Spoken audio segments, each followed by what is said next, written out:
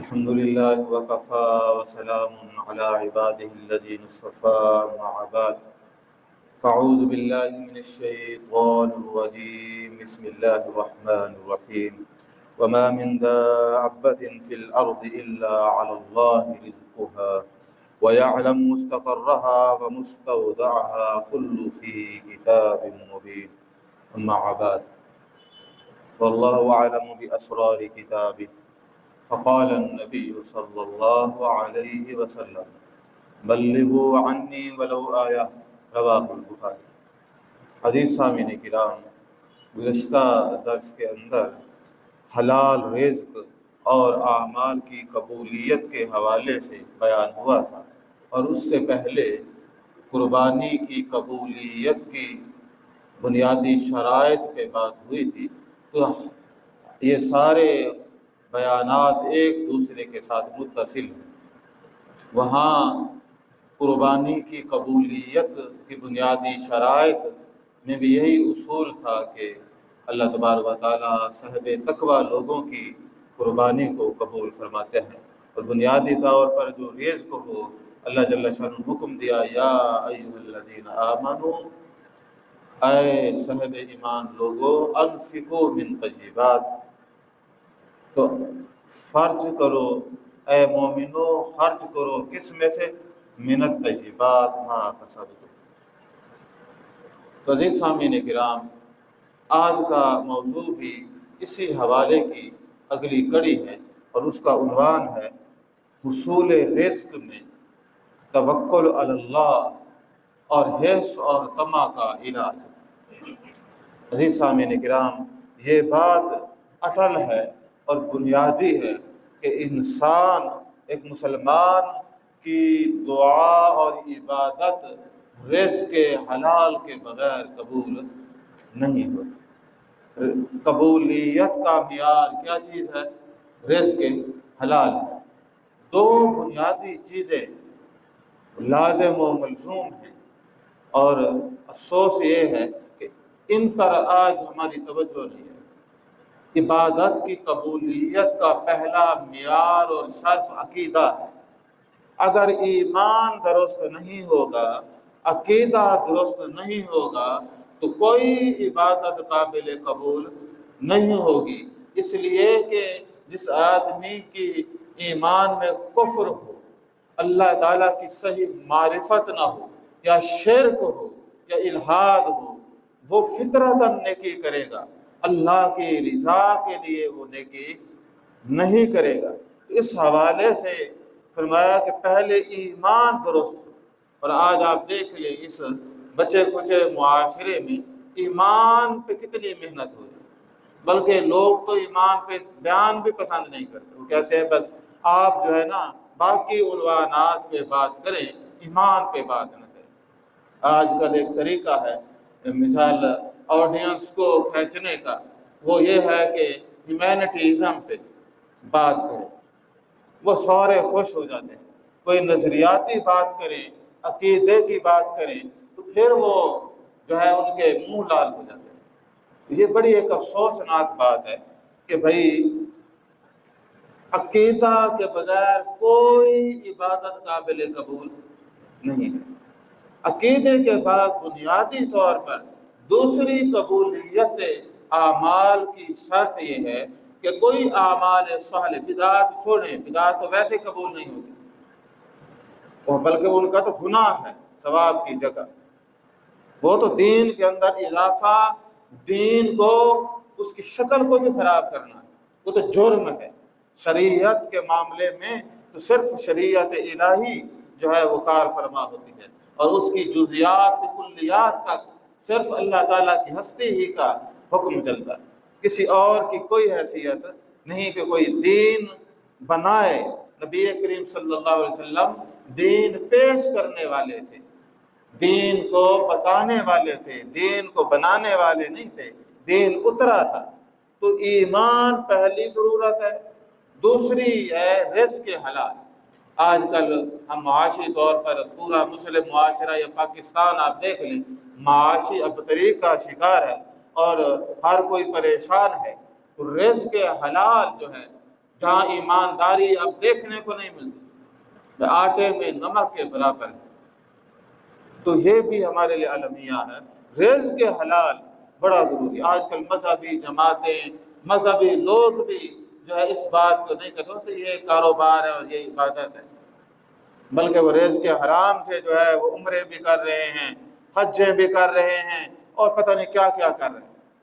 تو بھائی رزق حرام سے کوئی عبادت قابل قبول نہیں، نہ نماز قابل قبول ہے، نہ روزہ قابل قبول ہے، اور نہ حج قابل قبول ہے۔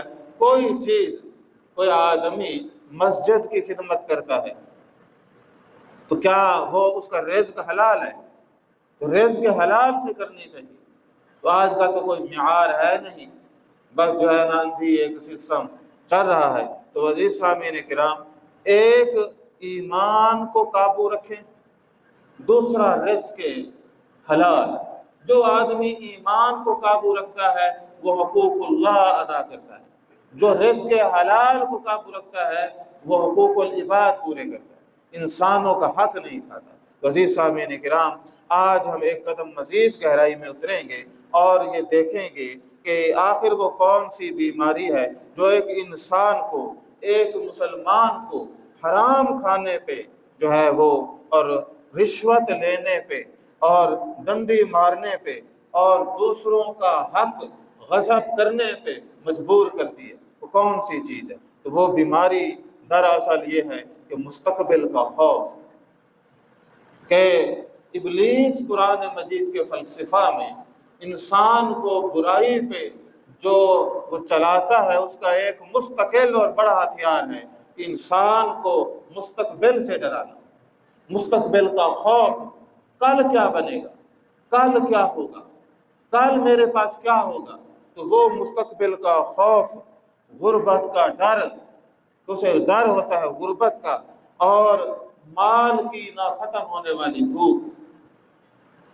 تو یہ انسانی فطرت ہے کہ انسان کے پاس جتنا مال ہو کہتا اور زیادہ، حال من مزید، حال من مزید۔ دنیا کے اندر بڑے بڑے امیر عمرا موجود ہیں جو اربوں خربوں پتی ہیں، تو وہ بھی ان کا حرص بھی ختم ہونے والا نہیں، وہ چاہتے اور ہو، اور ہو، اور ہو۔ تو یہ بھوک مٹنے والی نہیں ہے۔ تو اس مہلک بیماری کو آخر اس کا علاج کیا ہے؟ بھائی اس مہلک بیماری کا، اس کا علاج کیا ہے؟ تو ظاہر ہے کہ علاج کو بھی ہم نے دریافت کرنا ہے، اور یقین کریں کہ جس کو مستقبل کا خوف ہے کل کیا ہوگا، اور کل کے لیے وہ بے ایمانی کرتا ہے، جس کو غربت کا ڈر ہے، اور جو آدمی کا ہوس اور حرص اتنا ہے کہ وہ اتنا کچھ ہونے کے باوجود وہ بیچارہ پریشان ہے۔ ہمارے ہاں بھائی لوگوں سے ملاقاتیں ہوتی ہیں، بڑے بڑے جو زیادہ امیر لوگ ہیں وہ زیادہ پریشان ہوتے ہیں، بھائی یہ ہو گیا وہ ہو گیا، تو وہ انہیں حرص زیادہ ہوتا ہے، انہیں وہ مستقبل کا خوف زیادہ ہوتا ہے۔ اس کا علاج ایک ہی ہے، اور وہ علاج ہے توکل اللہ۔ کیا چیز ہے؟ اللہ جل شانہ پہ توکل کرنا، توکل، بھروسہ، اللہ جل شانہ پہ توکل کرنا۔ عزیز سامعین کرام، پہلے تو قرآن مجید، فرقان حمید نے جو ہے رزق کا جو قرآنی فلسفہ بیان ہوا ہے، اور اس کو ہم ذرا دیکھتے ہیں، بڑے اختصار کے ساتھ دیکھتے ہیں۔ عزیز سامعین کرام، اللہ جل شانہ نے فرمایا وما من دابۃ فی الارض، جتنے بھی دابہ ہیں زمین کے اوپر، صرف انسان نہیں، آج انسان بھی 7 ارب ہے، صرف اس زمین پر انسان نہیں بستے، کتنے جاندار ہیں، کتنے چوپائے ہیں، کتنی مخلوقات ہیں، چھوٹے چھوٹے حشرات دیکھ لیں اور بڑے بڑے دیوہیکل جانور دیکھ لیں، تو فرمائے جتنے بھی ہیں، بھئی انسان 2-3 روٹیوں سے بھوک ختم ہو جاتی ہے، چیونٹی کتنا کھا لے گی، اور بڑی بڑی جو ہے مچھلیاں ہیں جو 20-20 30-30 ٹن وزن رکھتی ہیں، ایک ٹن جو ہے وہ ایک ٹائم کا کھانا کھاتی ہیں، تو کون پورا کر رہا ہے؟ وما من دابۃ فی الارض الا علی اللہ رزقها، اللہ جل شاہ نے فرمایا کہ یہ جتنے بھی مخلوقات اور جاندار اس زمین پر موجود ہیں، ان کے رزق کا ذمہ کس کے پاس ہے؟ اللہ رب العزت کے پاس ہے۔ تو اللہ جل شانہ نے فرمایا رزق کو پیدا کرنا، بھائی آپ کھیتی کو پانی دیتے ہیں، اللہ کھیتی کو ہی پیدا نہ کرے پھر بھائی آم کے درخت ہیں، پانی ہی لگاتے اور کیا کرتے ہیں؟ تو اگر آم ہی اللہ تعالیٰ پیدا نہ کرے تو رزق کو پیدا کرنا اور وافر مقدار میں پیدا کرنا یہ کس کا کام ہے؟ جو ورلڈ فوڈ آرگنائزیشن ہے اس کی سالانہ رپورٹیں کئی سال پہلے میں نے کسی کا کالم پڑھا تھا، تو انہوں نے یہ لکھا کہ دنیا کی تاریخ میں کوئی ایسا سال نہیں آیا کہ مخلوقات تو زیادہ ہوں رزق کم پیدا ہوا۔ اس زمین کی گود سے رزق کی فراوانی ہے، کتنا رزق ہم ضائع کرتے ہیں۔ شادیوں پہ گھروں میں دیکھیں، روٹی کھائی آدھی بچ گئی، اور اسی طرح مہمان اور پتہ نہیں کیا کیا بھائی ہوتا ہے نا۔ تو ایک آدمی نے ایک کتاب میں جو ہے ایک مضمون لکھا اور اس نے حقیقت بھی بتائی اور تھوڑی سی ہمارے لیے بھائی سوچنے کی بات بھی تھی۔ اس نے لکھا کہ دنیا میں سب سے زیادہ رزق جہاں ضائع ہوتا ہے وہ مکہ اور مدینہ ہے۔ حیرت کی بات ہے کہ جہاں ڈسپلن سکھایا گیا، جہاں سے رزق کی جو ہے اہمیت کو بتایا گیا، آج وہاں رزق کیا ہوتا ہے؟ زیادہ ضائع ہوتا ہے۔ تو بہرحال اللہ تبارک و تعالیٰ ہمارے اس غلطی کو درگزر فرمائے اور یہ توفیق عطا فرمائے وہاں کی انتظامیہ کو بھی کہ کیا ہے رزق کا ایسا بندوبست کریں جو ضائع نہ ہو۔ اچھا، ہمارے ہاں پاکستان کے کئی بڑے بڑے بزنس مین لوگ ہیں جو کیا کرتے ہیں، کراچی کے اور فیصل آباد کے اور لاہور کے، وہ رمضان مبارک میں یا اور کسی مہینے میں مدینہ کے اندر اور مکہ کے اندر دسترخوان لگواتے ہیں اور وہاں پہ رزق بھائی تقسیم کرتے ہیں۔ خانہ کعبہ اور مکہ میں رزق تقسیم کرنا اعلیٰ بات ہے، لیکن یہ حقیقت یاد رکھیں ہم جن علاقوں سے تعلق رکھتے ہیں یہاں بہت غربت ہے۔ وہاں جو عمرہ کرنے کے لیے گیا ہوا ہے یا جو حج کرنے کے لیے گیا وہ مالدار لوگ ہوتے ہیں، وہ تو اپنی جیب سے بھی کھا لیتے ہیں، اگرچہ ان کو کھلانا بھی ایک سادہ ہے، لیکن بھوکوں کو کھلانا۔ اب فیصل آباد کے بزنس مین وہاں تو پہنچاتے ہیں اپنے ہمسائے، اپنے غریب پاکستانی جو ہیں وہ بھوکے ہیں، تو یہ ہمیں دیکھنا ہے۔ وہ عربوں کے پاس بھی بڑی دولت ہے، وہ کھلا لیں گے، پاکستانی کوشش کریں کہ وہ یہاں کھلائیں۔ اب ایک آدمی عمرے پر گیا ہے تو ظاہر ہے کہ وہ جو ہے نا کم از کم اتنے تو پیسے ہوں گے نا، وہ 2-3 لاکھ لگا کے گیا ہے، اس کی جیب میں بھی پیسے ہوں گے کہ وہ کر سکے۔ بلکہ ہمارے بزرگ تو فرماتے تھے کہ آپ عمرہ پہ جائیں یا حج پہ جائیں تو اپنی کوشش کریں اپنا رزق کھائیں، کیا پتہ اب حلال رزق سے عبادت ہوتی، کسی کا رزق کیا ہو، تو کوشش کریں اپنا رزق کھائیں، وہ زیادہ با اثر ہوتا ہے۔ جناب شیخ عبدالقادر جیلانی رحمۃ اللہ علیہ فرماتے ہیں غنیۃ الطالبین میں کہ ایک جو پیر صاحب ہوتے ہیں وہ کوشش کریں کہ مرید کے گھر کا کھانا نہ کھائیں۔ میں کیوں نہ کھائیں؟ وہ کہتے ہیں کہ پیر تو بڑا تقوی والا ہوگا، تو مرید تو ہاں بھی ہو سکتا ہے، وہ ہو سکتا ہے کہ وہ اپنے رزق کا صحیح بندوبست نہ کرتا ہو، بلکہ پیر کو چاہیے کہ اپنے گھر سے مریدوں کو کھلائے تاکہ وہ پاک رزق کھا کر کیا ہے اور پاک ہو جائے۔ تو ہمارے ہاں یہ الٹی گنگا ہے۔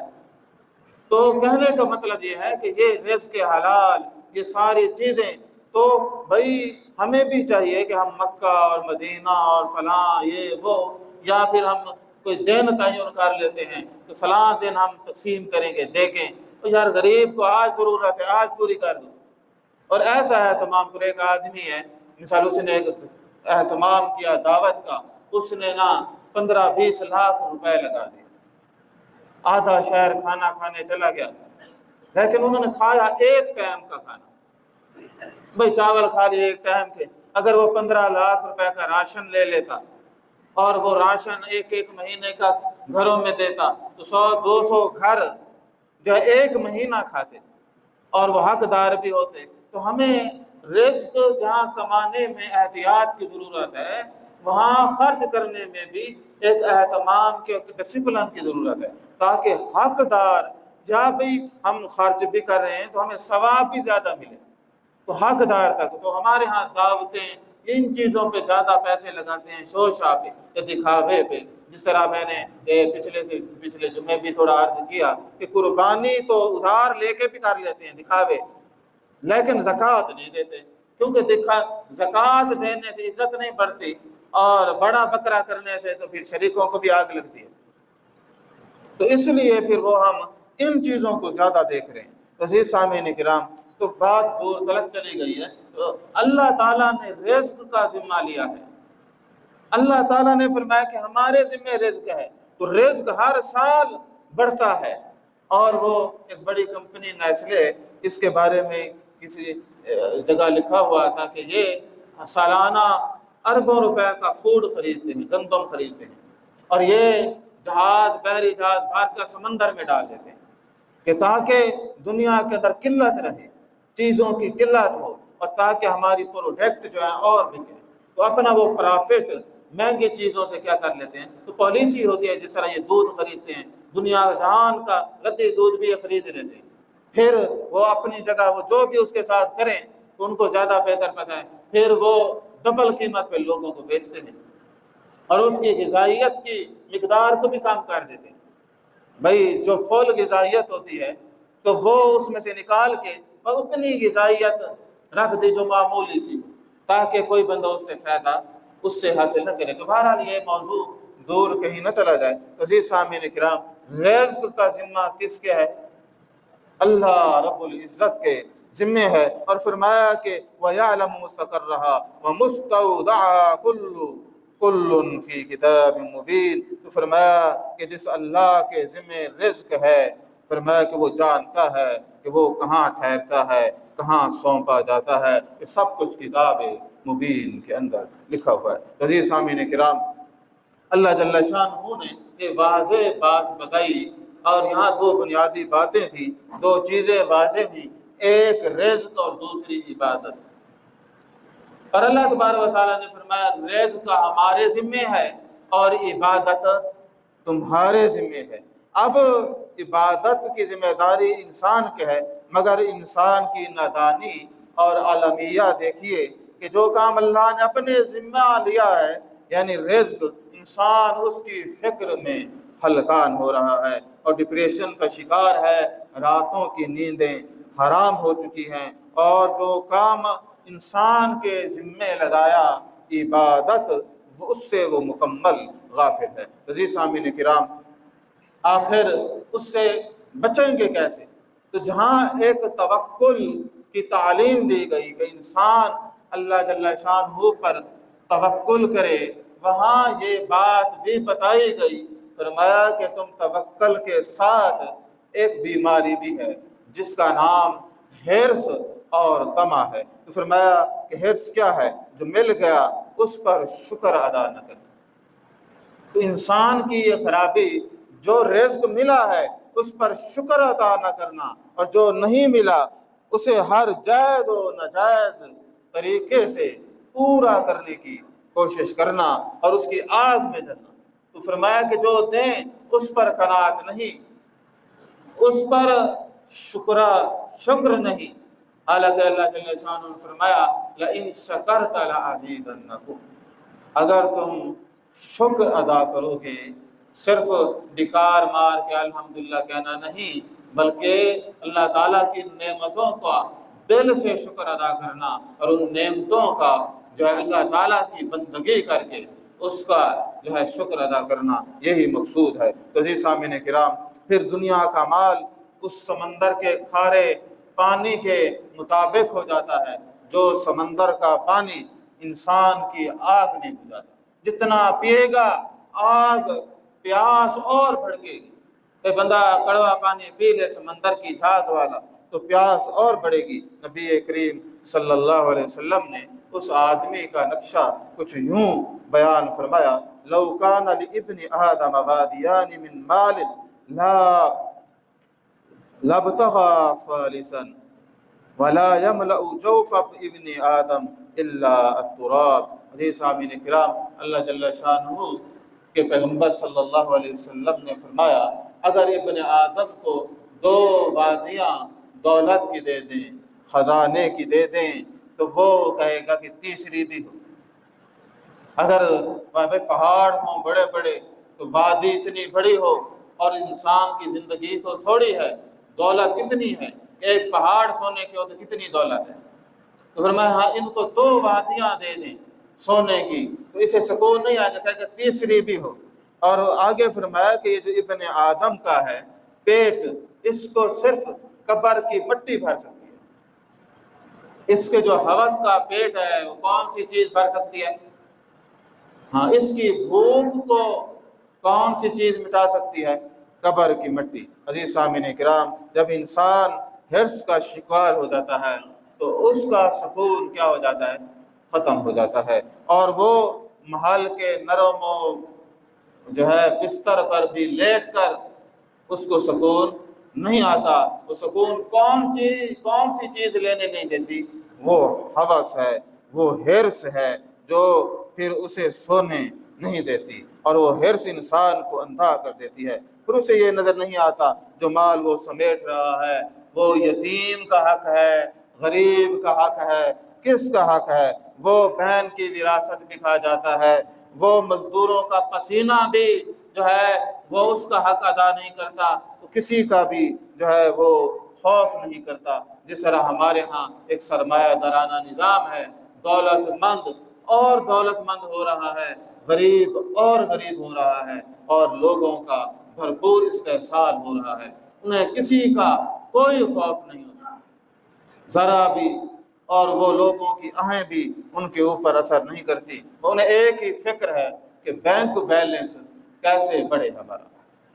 حالانکہ موت کا فرشتہ اس کے پاس جب حکم آئے گا تو ایک لمحہ بھی وہ رکے گا نہیں، اور سارا کچھ دھرے کا دھرا رہ جائے گا اور کچھ کام نہیں آئے گا۔ تو عزیز سامعین کرام، اب بات یہ ہے کہ رزق حلال اس کے حصہ میں آئے گا جو اللہ پر توکل کرے گا، وہ جو کل کے خوف سے نہیں ڈرے گا، مستقبل کے خوف سے نہیں ڈرے گا، جسے غربت کا خوف نہیں ہوگا، جس کو اس بات کا ہرگز خوف نہیں ہوگا کہ جو ابلیس اسے تعلیم دے رہا ہے کہ کل کیا ہوگا۔ تو عزیز سامعین کرام، وہ ایک ہی چیز علاج ہے، توکل، اللہ جل شانہ پہ توکل کرنا، اور ایک بیماری سے بچنا جس کا نام حرص ہے۔ حرص دنیا کے امیر ترین آدمی کو بھی لگ جائے وہ سکون نہیں پا سکتا، دنیا کے بہترین بستر بھی اس کو آرام و سکون نہیں دے سکتے۔ عزیز سامعین کرام، اب توکل کا جو مفہوم ہے وہ کیا ہے؟ تو عزیز سامعین کرام، اگر لغوی اعتبار سے غور کریں تو یہ توکل وکیل سے نکلا ہے کہ دنیا کے کسی بھی مقدمے میں جب آپ کوئی بہت قابل وکیل کر لیتے ہیں جو سب سے بہترین وکیل ہو، تو آپ مطمئن ہو جاتے ہیں کہ اب میرا کیس مضبوط ہے، مجھے فکر کرنے کی ضرورت نہیں، میرا وکیل کون ہے؟ وہ جو ہے بڑا وکیل ہے، اب مجھے فکر کی ضرورت نہیں۔ عزیز سامعین کرام، جب تو نے اپنا وکیل، اپنا کارساز اس ذات کو بنا لیا جو زمین و آسمان کے خزانوں کا مالک ہے، پھر یہ بے قراری کیسی اور پھر یہ خوف کیسا؟ مگر یہاں ایک غلط فہمی کا ازالہ بھی ضروری ہے۔ توکل کا مطلب ہاتھ پر ہاتھ رکھ کر بیٹھنا نہیں۔ تو ہمارے ہاں اللہ جل شانہ پہ توکل کا مطلب ہے کہ آپ کمائیں نہ، یہ ہرگز نہیں۔ توکل کا مطلب یہ ہے کہ جو شیطان تمہیں مستقبل سے ڈرا رہا ہے، جو تمہیں غربت کا خوف ہے، اور جو تمہارے اندر مال کی نا ختم ہونے والی آگ لگا رکھی ہے۔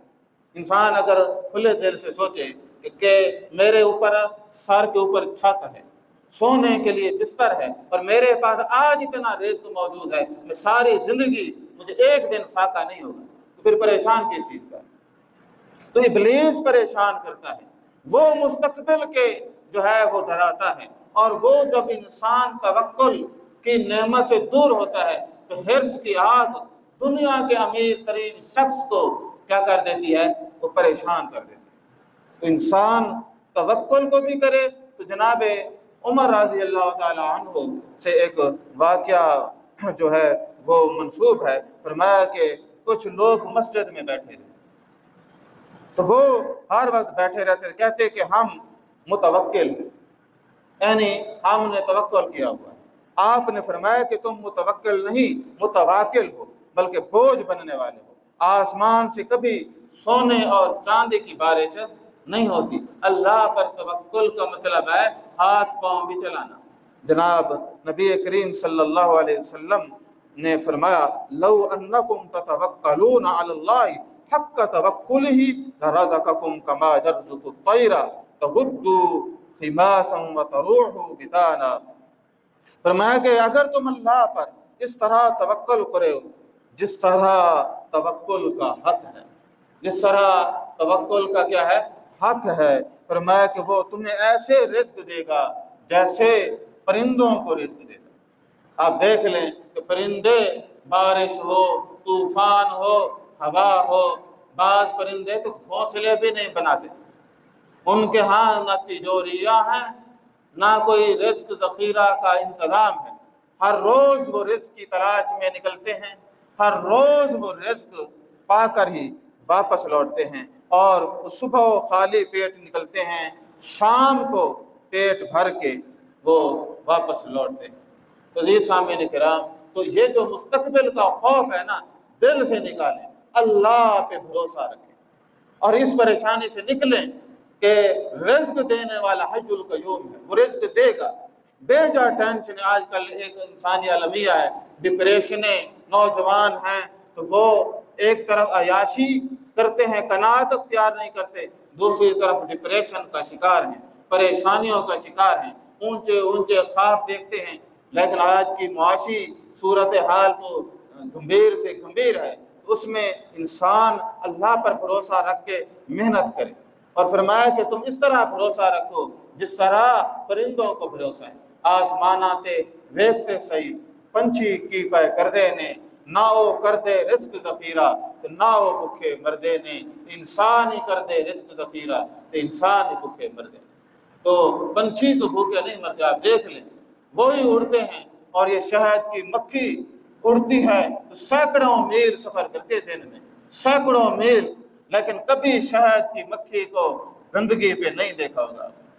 شہد کی مکھی صاف پانی پیتی ہے، وہ آپ دیکھتے ہیں کہ ٹوٹیوں سے پانی پیے گی، وہ کوئی پانی غلط نہیں پیے گی، کبھی آپ نے اس کو گندی جگہ پہ بیٹھا نہیں دیکھے گا۔ گندی مکھی زخم پہ بیٹھتی ہے، شہد کی مکھی کس پہ بیٹھتی ہے؟ پھولوں پہ بیٹھتی ہے۔ اس لیے اللہ تعالیٰ نے شہد کو شفا کرایا، اور دنیا نے شہد کی مکھی کا پورا اس کی طرز حیات کا مشاہدہ کیا۔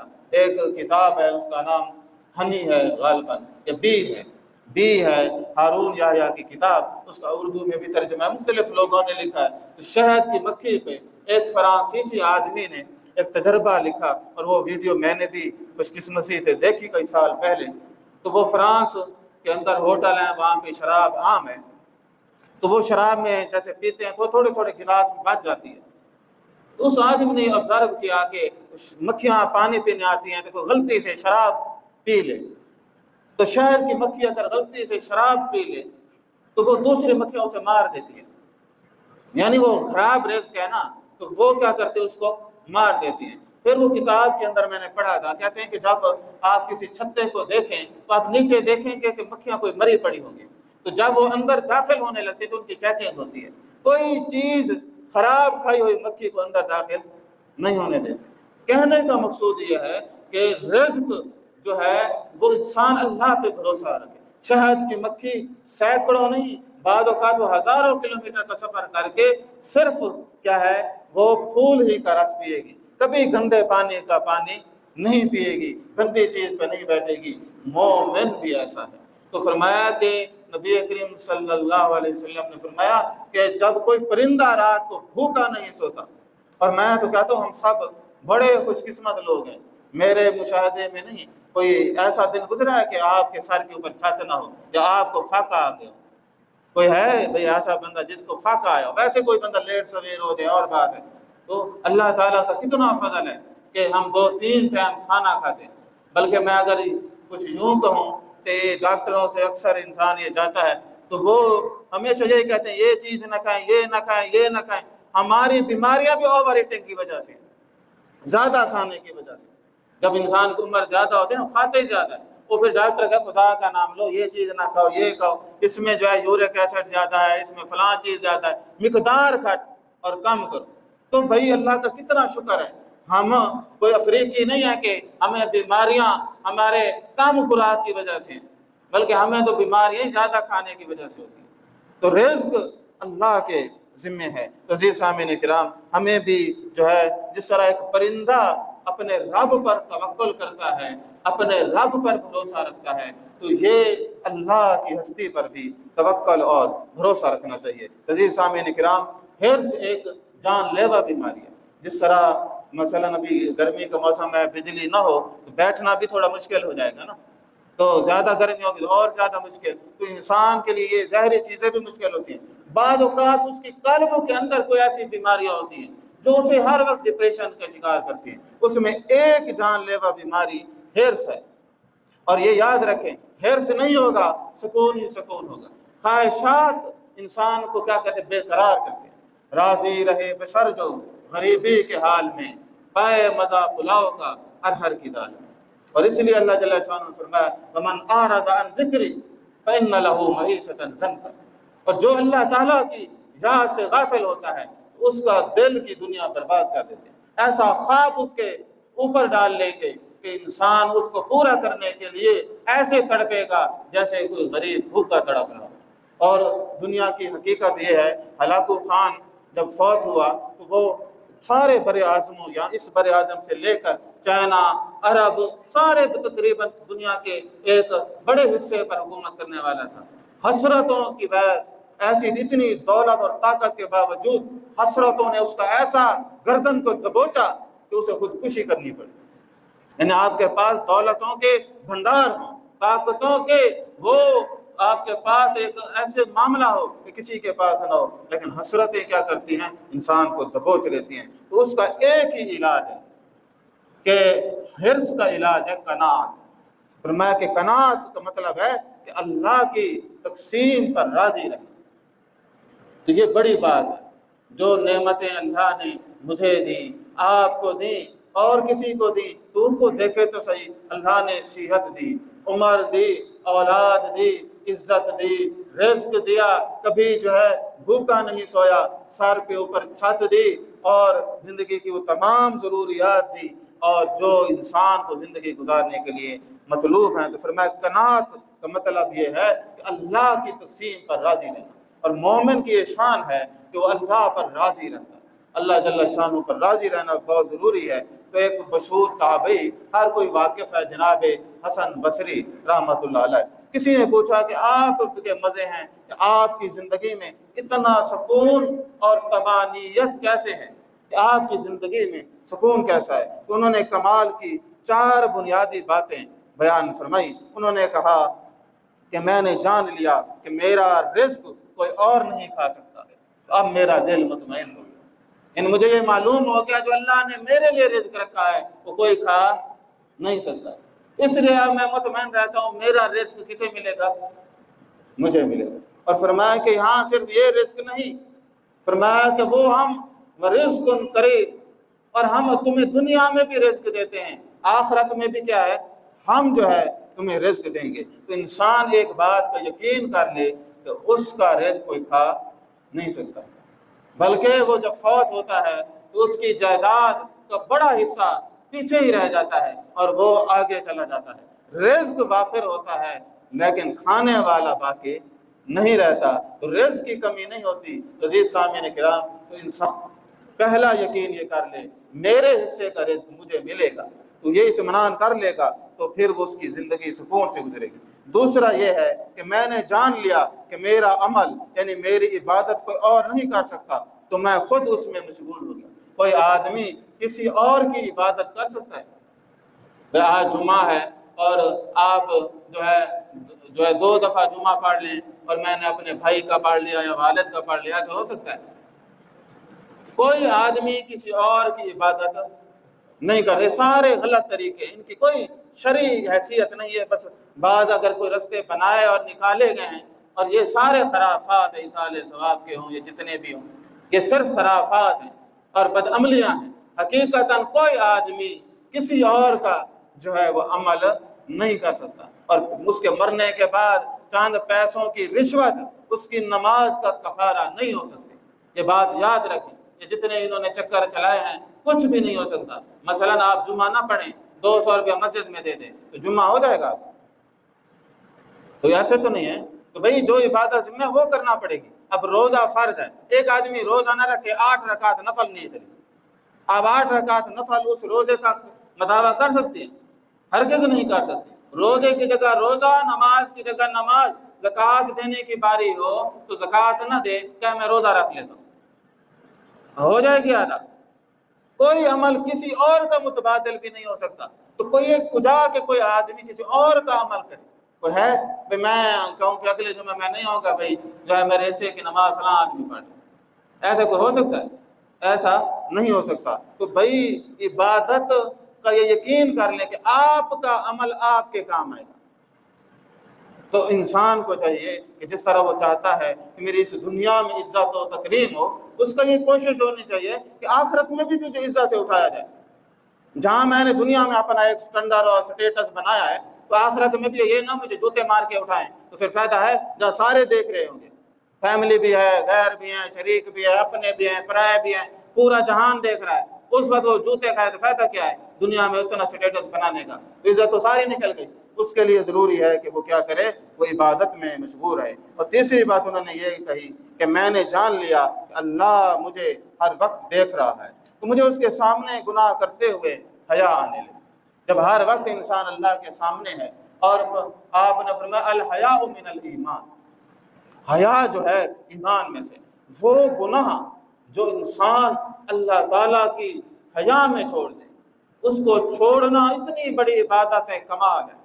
تو صرف اس لیے چھوڑے کہ لوگ نہیں دیکھ رہے بلکہ اللہ دیکھ رہے۔ تو یہ سامعین کرام آپ دیکھیں گے اس آدمی کی شان اور مقام کیا ہے۔ اور چوتھی بات بتائی، میں نے یہ بھی جان لیا موت میرا انتظار کر رہا ہے۔ ہر کسی کا وقت کم ہو رہا ہے، بڑھ نہیں رہا، اور کسی کو وقت کا پتہ نہیں ہے۔ ہمارے ایک بزرگ ہیں، انہوں نے کچھ دن پہلے کہا، اور وہ ان کی عادت ہے ایسی باتیں کرنے کی، تو کہنے لگے کہ مجھے گویا ایک اللہ کی طرف سے پیغام آیا ہے کہ تم ابھی نہیں مرو گے۔ یہ میں نے خود جو ہے نا ان سے سنی، اللہ نے بتایا کہ ہاں ابھی تمہارا ٹائم نہیں آیا۔ خدا کے بندے، اللہ تعالیٰ جو ہے کسی کو موت کا وقت بتاتے ہیں، جب موت کا وقت آئے گا پتہ چلے گا۔ بھائی وہ تو فرشتہ ایک سا آگے اور ایک لمحہ پیچھے نہیں ہوتا، اور یہ سب کے ساتھ اچھے نیک بات، سب کے ساتھ یہ قانون ہے۔ اور یاد رکھیں اللہ تعالیٰ کے کسی فیصلے کو کوئی بدل نہیں سکتا، کوئی فیصلہ بدلتا نہیں ہے۔ جناب ابراہیم علیہ السلام نے جو فرشتے خوشخبری لے کر آئے اور قوم لوط پر وہ عذاب بھی لے کر، تو وہ کہنے لگے کہ اب ہم جائیں گے قوم کے اوپر عذاب نازل کرنے، سورۃ الہود میں آتا ہے، ہود میں۔ تو انہوں نے کہا کہ میں چاہتا ہوں چلو ابھی ان کو مہلت دے دیں۔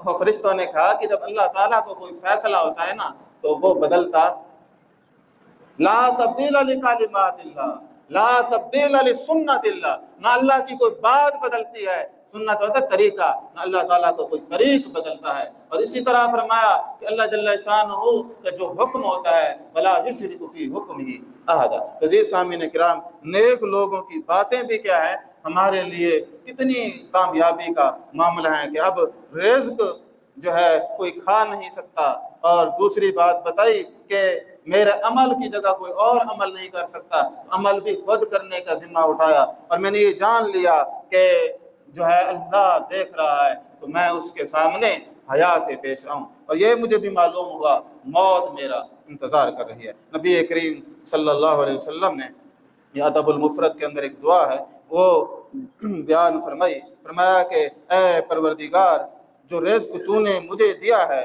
اس میں سے مجھے قناعت عطا فرما۔ انسان کی یہ بدبختی ہوتی ہے کہ جو اللہ رزق دیتے اس پر قناعت نہیں کرتا، نہ شکر ہی کرتا۔ تو نبی کریم صلی اللہ علیہ وسلم نے دعا فرمائی، پروردگار جو تو نے مجھے دیا ہے مجھے اس پر کیا ہے، قناعت عطا فرما، سکون عطا فرما، مجھے اس پر شکر ادا کرنے کی توفیق عطا فرما اور اس میں برکت دے، اور جو چیز مجھ سے غائب ہے اس کے بدلے مجھے اس سے بھی بہتر عطا فرما، اور جو تو نے نہیں لکھی میرے لیے اس سے بھی مجھے اور مزید عطا فرما۔ عزیز سامعین کرام، یہ آرٹ آف لائف ہے کہ انسان اللہ کے دیے پر قانع ہو جائے، قناعت سے گزارے۔ عزیز سامعین کرام، ہمیں بھی چاہیے کہ ہم مال کی دوڑ میں اندھے ہو کر نہ بھاگیں، حلال و حرام کی تمیز کیے بغیر نہ کریں، بلکہ اللہ کا رزق فراخ ہے، اس کے لیے ہم کوئی اصول بنائیں۔ ہم جتنا بھی بھاگیں گے ملے گا وہی جو اللہ نے ہمارے لیے مقرر کر رکھا ہے۔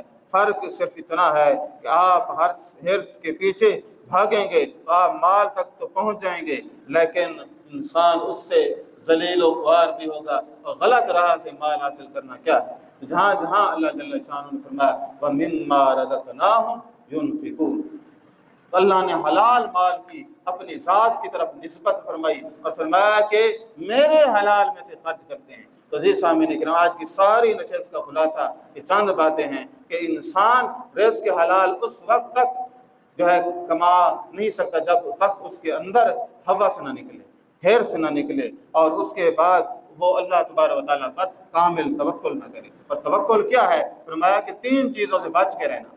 تمہیں شیطان مستقبل کے ڈر سے ڈرائے گا کہ کل یہ ہونے والا ہے، تو فرمایا خبردار نہ ڈرنا، اور اللہ رازق ہے، حالات جیسے تیسے ہوں مستقبل سے مت ڈرنا۔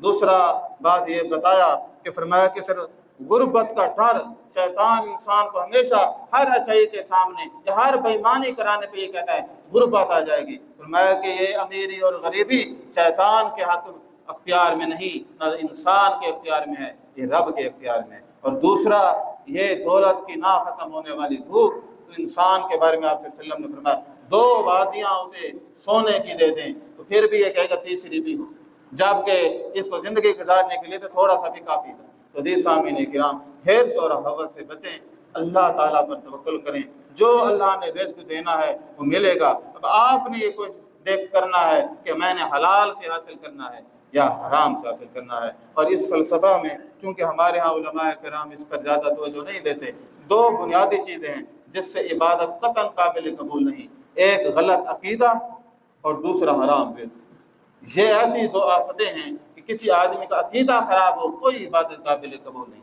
اور جس کا رزق خراب ہو اس کی بھی کوئی عبادت قابل قبول نہیں۔ اگر ایمان صحیح ہوگا وہ حقوق اللہ ادا صحیح کرے گا، اگر وہ جو ہے رزق حلال کھائے گا تو انسانوں کا حق نہیں کھائے گا، تو حقوق العباد درست طریقے سے ادا کرے گا۔ اللہ تبارک و تعالیٰ ہمیں بھی جو ہے بھرپور توفیق عطا فرمائے کہ ہم حرص جیسی لعنت سے بچیں، قناعت جیسی نعمت کو اپنا کر اپنی زندگیوں کو جنت بنائیں۔ وآخر دعوانا الحمدللہ رب العالمین۔